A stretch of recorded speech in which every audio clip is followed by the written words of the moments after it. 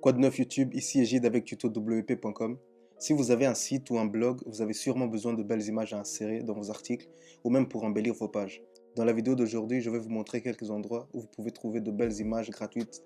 Premier endroit, c'est le bon vieux Google. Donc ici, par exemple, j'ai mis rechercher cheval. Je vais dans images et ici, je vois toutes les images que Google a trouvées. Mais pour pouvoir trier vers les images que je pourrais utiliser, je mets dans outils, droit d'usage et je choisis réutilisation et modification autorisée. Là, Google va trier entre ces images et me donner que les images que je pourrais utiliser sans avoir peur de représailles.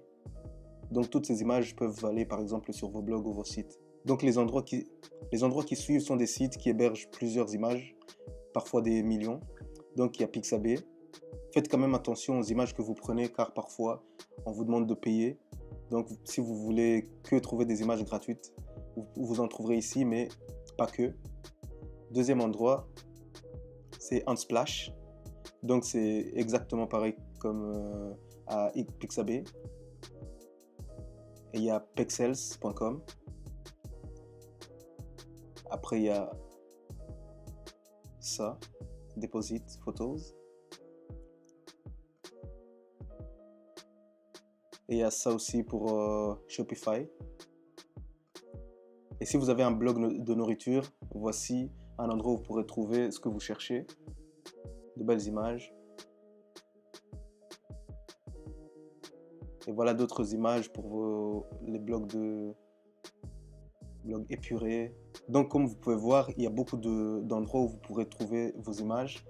Maintenant, l'idéal serait que vous visitiez tous ces sites si vous avez besoin d'une image par exemple d'un cheval et recherchez cheval dans tous ces sites et choisissez le site ou l'image qui vous convient le mieux. Maintenant ça c'est la première option pour les images. Une autre option serait de vous enregistrer dans un de ces sites qui vous permet d'éditer des images que vous pourrez directement publier sur vos réseaux sociaux. Par exemple ici avec Snappa, celui que j'utilise, on a droit à plus de 600 000 photos et graphiques. Et ça, c'est dans la version gratuite.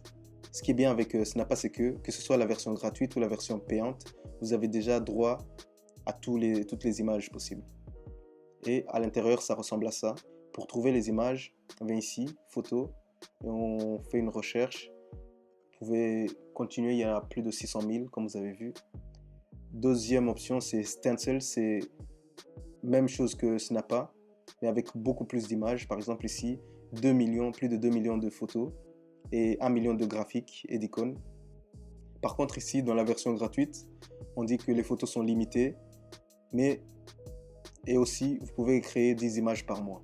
Par contre, dans la version gratuite ici, vous voyez que on vous limite dans le nombre de photos auxquelles vous avez accès. Et ici, vous avez droit à 10 images par mois. Sur Snappa, dans la version gratuite, c'est 5 images par mois que vous pourrez télécharger. Et sur Stencil, voilà l'intérieur à quoi ça ressemble. Et les photos, c'est ça.